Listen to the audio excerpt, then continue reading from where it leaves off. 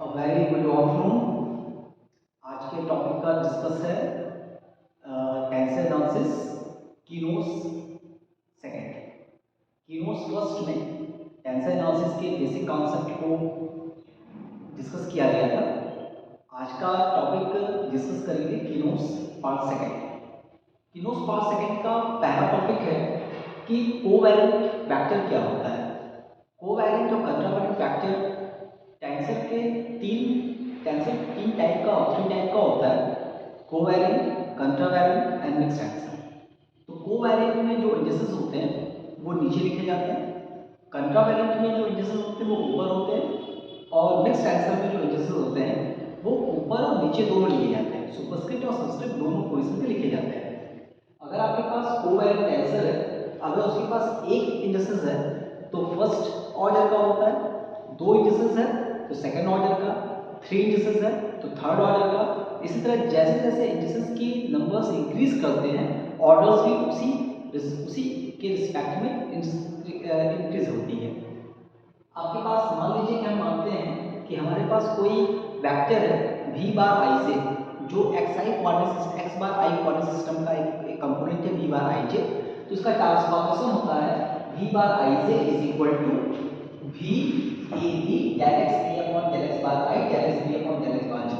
i j नीचे लिखा है तो नीचे आप अपने मन से कोई भी वेरिएबल ले लीजिए, अपना कोई वेरिएबल ले लीजिए। आप मान लीजिए हमने सपोज किया a b, i j अगर नीचे है तो i j नीचे हो जाएगा, a b नीचे है तो ये ऊपर लिख दिया जाएगा। ठीक है। उसी तरह दूसरा हमारे पास है कंट्रावैलेंट tensor.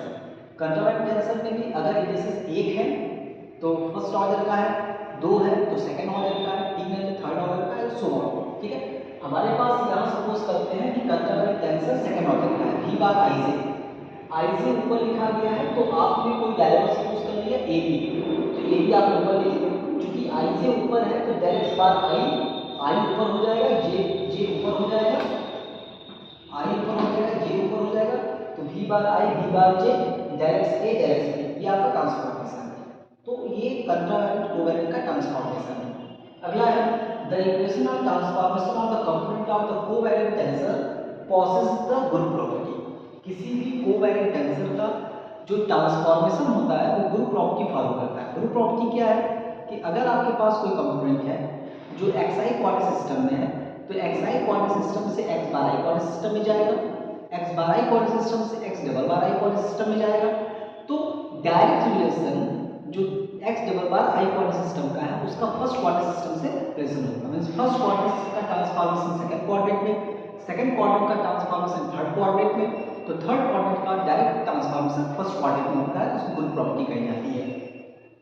The component of transformation of the component of the contravariant tensor and the mixed tensor causes the group property। जिस तरह से covalent tensor group property follow करती है, सेम टू सेम उसी तरह से कंट्रावैलेंट टेंसर और मिक्स्ड टेंसर की ग्रुप प्रॉपर्टी फॉलो करती है। नेक्स्ट है the chronicle delta del ig are component of the mixed tensor of the second order। Chronicle delta del ig mixed tensor होता है सेकंड ऑर्डर का, बिकॉज एक indices superscript पे, एक इंडिसेस सबस्क्रिप्ट पे, और ओवरऑल जो इनके इंडिसेस हैं दो इंडिसेस हैं, इस दो इंडिसेस होने के कारण ये आपका सेकंड ऑर्डर का है।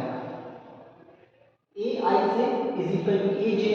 अगर ए इंडिसेस इंटरचेंज करते हैं और इंडिसेस के इंटरचेंज करने पर किसी भी तरह का कोई भी सिंपल चेंज नहीं होता है तो उसको सिमेट्रिक प्रॉपर्टी कही जाती है, सिमेट्रिक टेंसर कहा जाता है।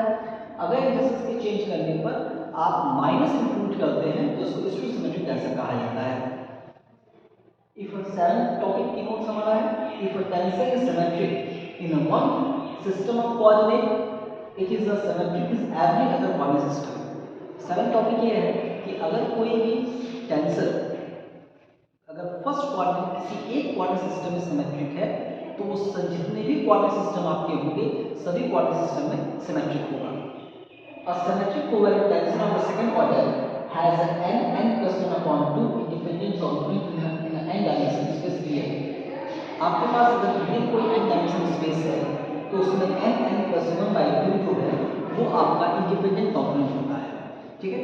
तो आज के टॉपिक में 8 कीनोस मैंने डिस्कस किया। पहला कीनोस transformation of the covalent tensor.